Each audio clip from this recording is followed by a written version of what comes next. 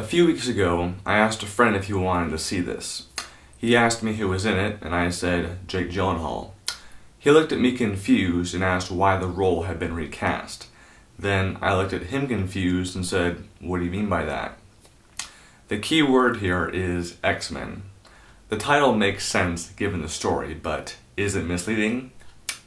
Yeah, you could say that.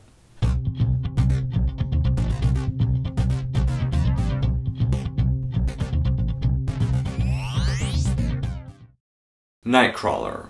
In my opinion, it's pretty good. The story follows Lewis Bloom, a driven and persistent man, desperate for work. One night he comes upon a car wreck and sees men filming it. When he's told it is something that pays, he does everything he can to get a piece of the action and profit.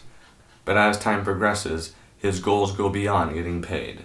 This film marks the directorial debut of Dan Gilroy. He co-wrote the screenplay for The Bourne Legacy and The Fall.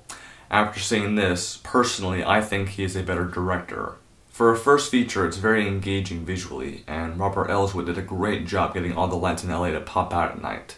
John Gilroy also did a really nice job editing both the dialogue and action scenes. They're tense and exciting.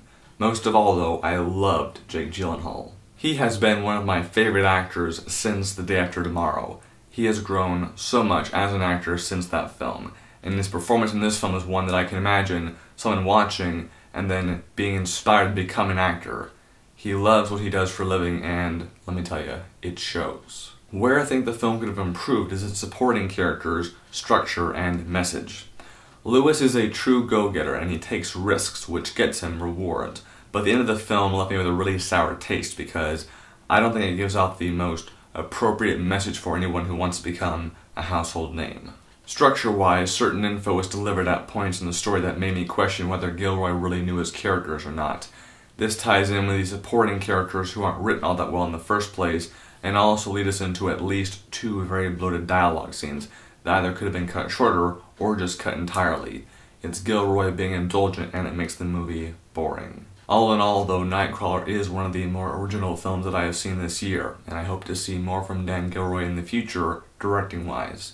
I give Nightcrawler 3 out of 5 stars. Thank you very much for your time.